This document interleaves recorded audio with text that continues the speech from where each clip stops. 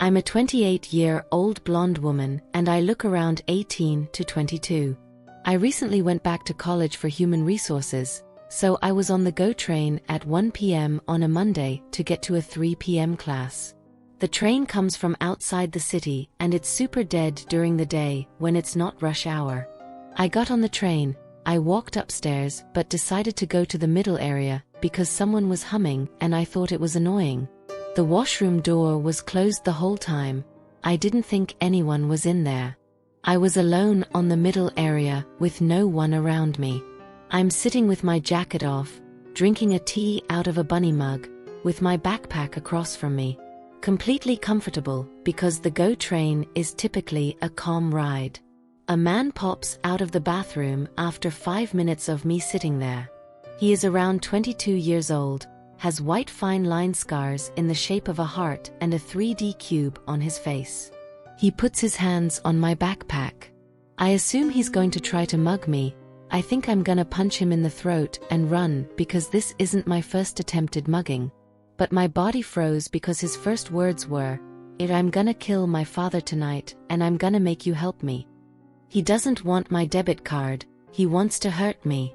I currently work in mental health. I am used to working with people with homicidal thoughts.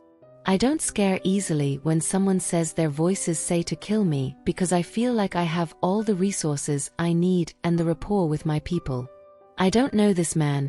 Immediately I know this isn't just thoughts or a case of being lonely and talking to random strangers. He's not seeking help from me.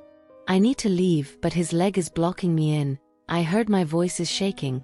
I say, "It sounds like you're going through a lot right now. I'm sorry to hear you're upset with your dad. Tell me about it." I grab my backpack. I know I look terrified because I just know this isn't good.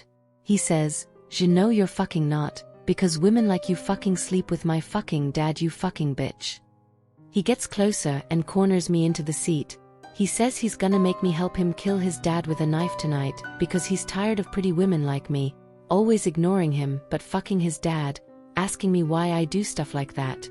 I feel terrified and I realize that we are 2 feet away from a washroom and I'm scared he's going to try and make me go in there and my body is just frozen. His face gets closer to mine.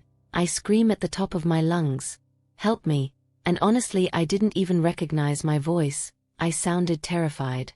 4 random train people came running. 1 man, 2 young women and 1 middle-aged woman. The man says, "Are you okay, miss?" The guy across from me puts his legs down and is screaming I'm calling for help because I'm a vain woman. We're all vain and cruel, and all I want is someone pretty, not like him. I bolt upstairs and I couldn't even talk for a minute. My hands were shaking. I have been in some scary situations before, but I was comfortable on my commute, not on guard like I am at work. The man who came to help me sees he's mad and still yelling. I honestly don't remember what. He tells me to run towards the customer service train and he will make sure he doesn't follow me. We press the yellow security strip before I get up and go and the train starts beeping, but there was no security to come. The guy who came to help me found me later when the train stopped and told me that he strolled off the train like nothing happened. However, the 2 young girls who came to me had their phones and took a lot of pictures of him walking away and gave them to police. I walk to the customer service train. The police come, but the man is gone. They talk to me for a few minutes and say that they know who he is because the scars on his face, and because he did something similar yesterday, and they think he has mental health issues, as if it didn't matter what happened. In all honesty, the police officer didn't seem interested in talking to me. They asked if I saw his knife. I say no, but it doesn't surprise me because he mentioned a knife and the way he spoke was the confidence of a man with a weapon. They obviously do not care what I think he could have had. They explain that he slapped another woman on the train and someone saw he had a knife out at some point. Earlier in the train ride, it's like a 55-minute ride along the entire line into the city, and someone called the cops before we even pressed the emergency strip, but the customer service train guy didn't even know that. He only knew my story because no one else pressed the security strip and I came running to him. I just want to say that someone with mental illness can be homicidal, but it's not a symptom of who they are as a person. it's a sign of how unwell they are at that moment. Not all people with mental illness have homicidal thoughts, or are violent at all.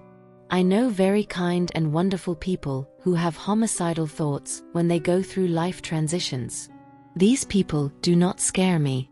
Maybe this man had mental health issues, but this man made me scared into my bones, and I'm so glad that the people came running to me when I called and the young girls took pictures, because my gut tells me he would have done something if I didn't start screaming. I sincerely hope if he had mental illness issues they took him to a hospital so he's not roaming free. The worst part is I saw a young lady like 18 to 20 crying at the train station the next day, and I overheard her saying she cried and hid in the washroom the entire train ride to this station, because a man scared her when she got on the train and had to call her parents to pick her up. I have no clue if it was the same guy, but I felt like it was possible, and it bothers me that he's bothering any woman, but especially young girls who might be too scared to scream. It's been a few months, and the police have never contacted me on if they caught him.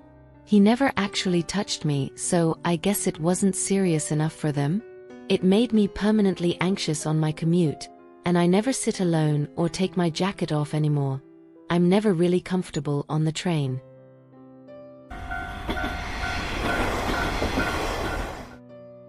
This story takes place when I was around 16 to 17 years old.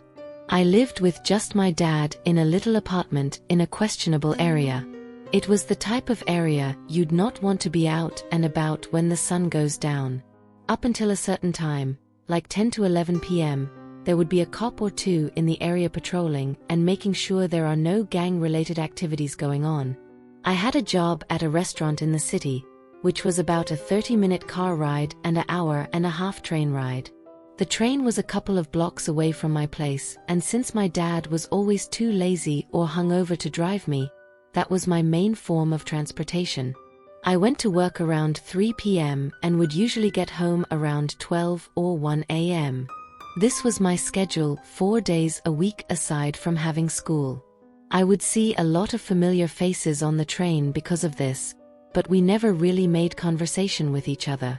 Until one night, when I got out of work late because some assholes wanted to sit in the restaurant past closing.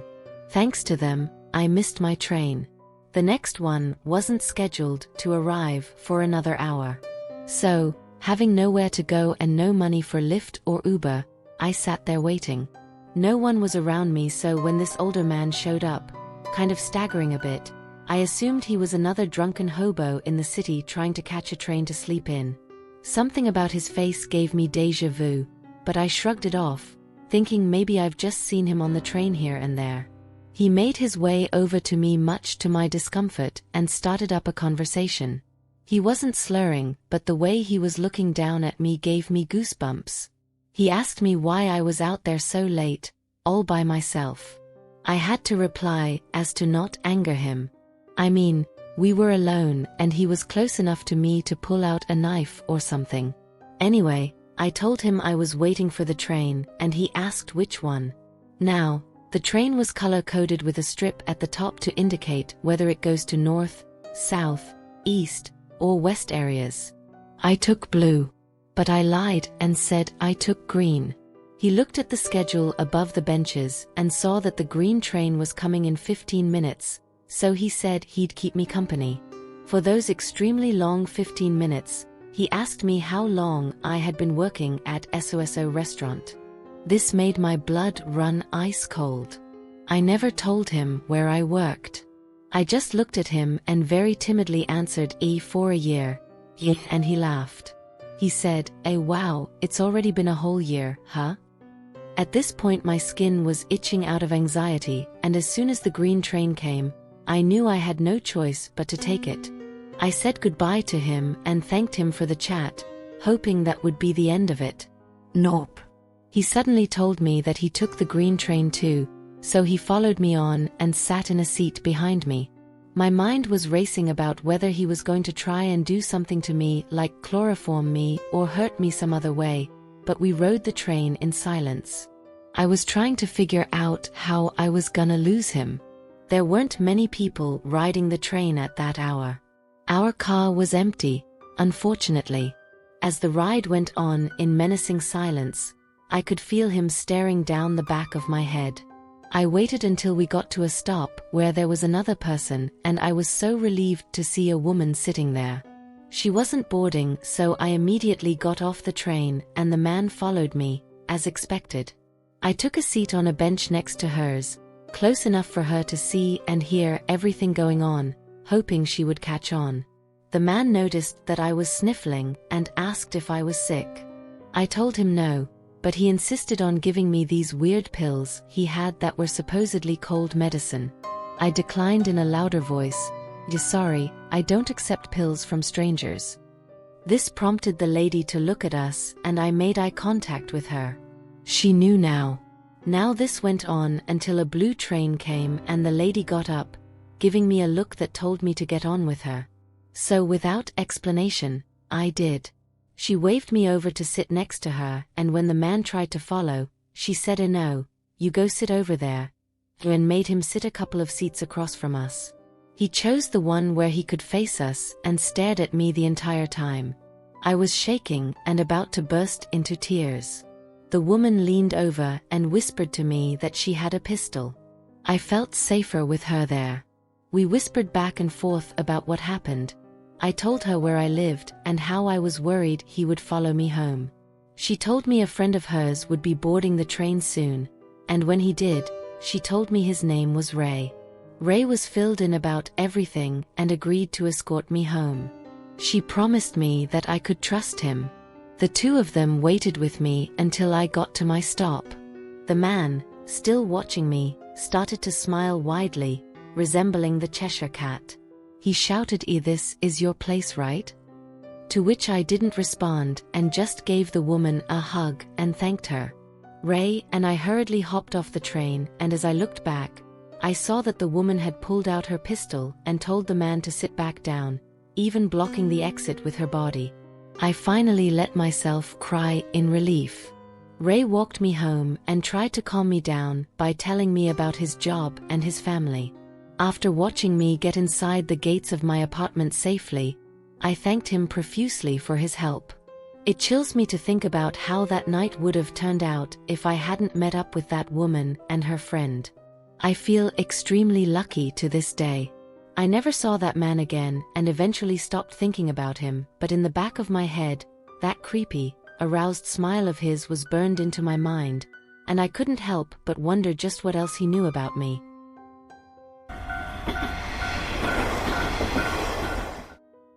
This is without a doubt the most terrifying thing that has ever happened to me.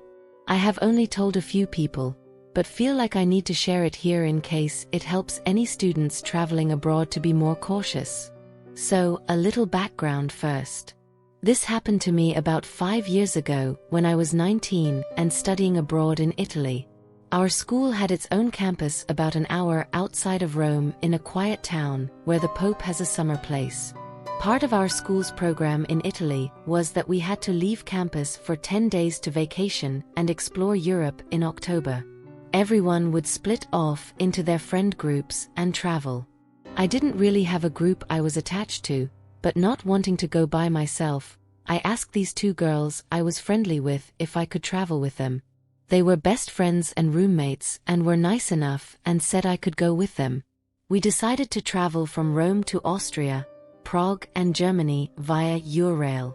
We went the entire trip having fun and without incident until the last day, which is where my awful experience begins. On our last day we were in Munich, meeting up with most of our class as a school tradition of sorts.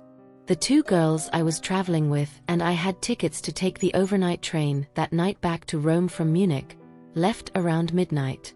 During the day, one of the girls tells me that she had changed her plans 10 days ago before we left and was going to stay in Munich overnight and come back the next day, which was a surprise to me. But I still wasn't that worried because she was joining up with our classmates and staying in a booked hostel with them, and I would still be traveling with this other girl. Then to my dismay, the other girl says she is changing her mind and is staying overnight in Munich, too. I asked her where she planned to stay as we hadn't booked a room in a hostel. She said she would sneak into the hostel and share a bed with the other girl. I told her that I was really uncomfortable traveling alone and that it wasn't fair for her to abandon me like that. She told me nonchalantly that I could just find a hostel and book another ticket if I cared so much. I told her I didn't have the extra money to pay for a separate ticket back to Rome, let alone a hostel in addition to that. I was a college student on a very tight budget and had already spent a lot this trip and didn't have enough in my bank account. Despite my pleas, those petty girls said essentially that it was not their problem and ditched me. Luckily, we had already met up with another group of our classmates who felt bad for me and spent the entire last day of our vacation running all around Munich, trying to find me a hostel to stay at that night, and even offered to pool together money to help me pay for a ticket back. Unfortunately, it was Oktoberfest in Germany, and literally every hostel was completely booked up, and despite my attempts to sneak into my friends' hostels with them, I was stopped and thrown out. At this point, it's nighttime. I was defeated and worried, but my other classmates who had tried to help me were still sticking with me. I figured at this point the only options I had were to sleep outside on a bench in Munich, totally unsafe and ridiculous, or take the overnight train back to Rome by myself. Not super safe, but I figured I'd be around other people, so maybe not completely awful. So I decided to go ahead and take the overnight train back to Rome by myself, and my classmates walked me to the station and saw me on the train. So now I'm on this overnight train by myself and I head to my carriage. The way it was set up was it was a room off a hallway with 6 seats. No beds because trying to save money. I was the first one in my carriage, and so I sit next to the window on one side and I put my giant backpacker's pack, which was my only luggage, on the 2 seats next to me. Eventually, 2 German guys in their 30s come in and are polite enough and sit opposite me. They converse with each other, they've got their suitcases etc. and are looking at maps of Rome and tourist things to do. I feel safe enough with these guys since they're minding their own business. This is where it gets bad. I settle in and listen to music and try to sleep for a bit, and perhaps after an hour or so I start to notice there's a super sketchy guy standing right outside our carriage in the middle of the hallway staring at me. I'm completely freaked out, because no one is supposed to just be in the hallway standing there. You're either on your way to the loo or headed back to your carriage. Why would anyone just be standing in the hallway?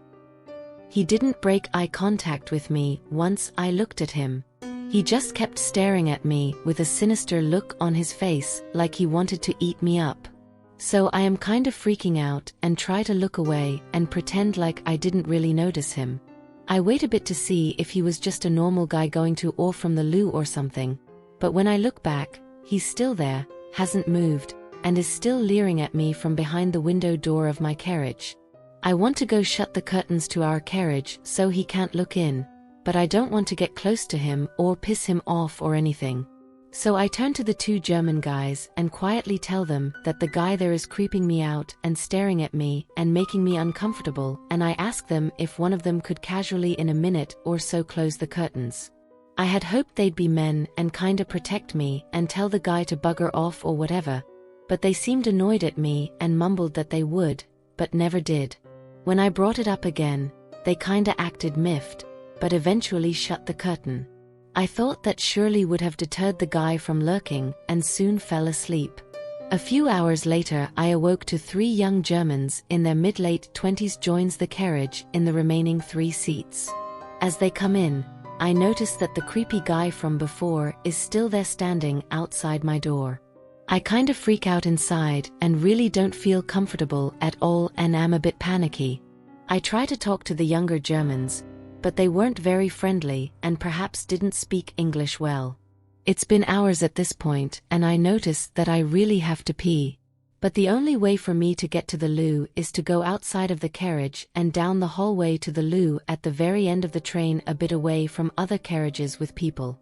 I noticed that when the younger Germans came in they moved the curtain a bit, so I can see the creepy dude standing out there leering at me still. He refuses to go away. I notice that when people walk by to use the loo or whatever, he kinda acts casual, like he's waiting for someone or something, and looks away from my carriage, but once they're gone he's back at it again. I try to hold it in as long as I can, but this is like a 12-hour train ride. And it would be another 4 hours or more before we made it to Rome. And there was no way I was going to make it. At this point, everyone in my carriage has been asleep for a long time, and I don't want to wake anyone. I have to nudge the young Germans on my way out of the carriage to go to the loo.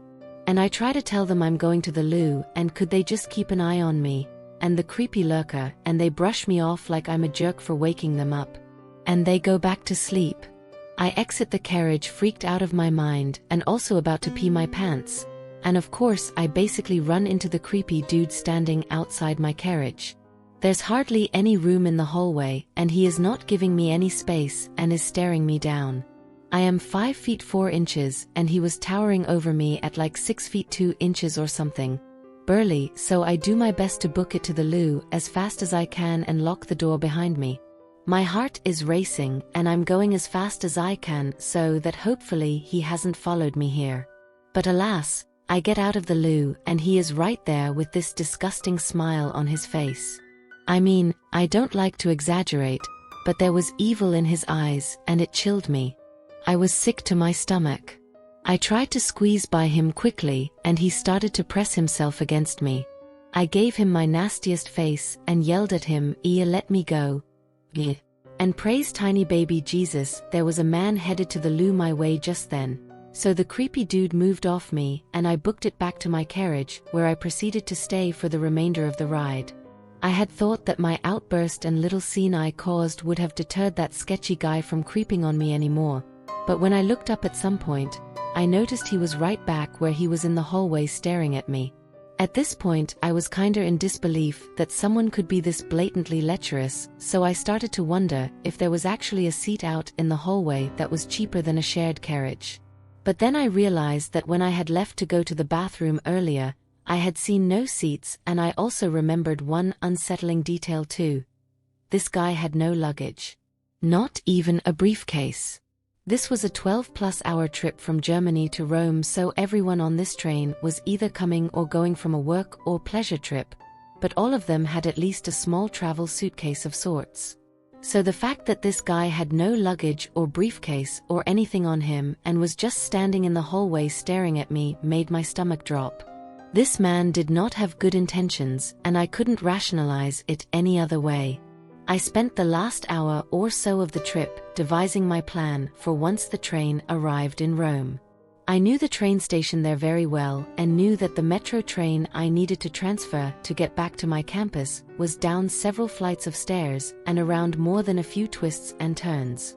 I felt pretty confident, so when the train stopped, I had my backpack on ready to go. The other Germans got out of the train ahead of me and the creepy guy had to move for them to pass. And I quickly followed in between them and jumped off the train and booked it through the station without looking behind me. Thank God it was crowded in the station with people heading to work etc., and so I felt safe that I was disguised in the crowd. I flew down the flights of stairs and around the turns without stopping. When I finally got down to the platform for the local metro train I needed, I felt safe. I was just catching my breath when I saw none other than the creepy guy come down the stairs and look around for me. When he saw me, he had that evil, lecherous look in his eye, and I wanted to cry. I grabbed tightly onto my pocket knife in my coat pocket and made my way to a group of harmless-looking Italians and tried to stand in their group. They seemed annoyed that I was standing so close to them. Maybe it was my giant backpack or my scared, sweaty disheveledness, who knows. I was standing still about several train car lengths away from him at this point, but he was starting to make his way over to me just as the train pulled up. I hopped on my car immediately and tried to position myself near some folks, who rudely kept scooting away from me. I noticed he got on a few cars away. As the car was moving, he made his way down his car, into the next, and with each stop the train made he got a little closer to me. I, myself, moved the cars down away from him, but I grew increasingly worried that the farther outside of the metro Rome area, the fewer people were on the train and the closer he was getting to me. When I had made it to the first car and realized I had nowhere else to go, I looked and noticed he was only one car away from me and headed my way. As we pulled into the next stop, I grasped my pocket knife tightly and made a last-ditch effort to evade him and got off the train. I looked to my right and to my horror saw that he had gotten off as well and was briskly running toward me. As the last few people shoved past me to get on the train, I realized I had no options left and threw myself back and dove into the train without breaking eye contact with this sicko as the doors to the train closed in front of him, and I realized I had made it safely onto the train, leaving him on the platform fuming and yelling as the train sped off. Not really believing I had made it safely, I spent the rest of Metro ride still in fight or flight mode and dashed upstairs to my above-ground bus up to my campus, making sure I was sitting next to a sweet old lady.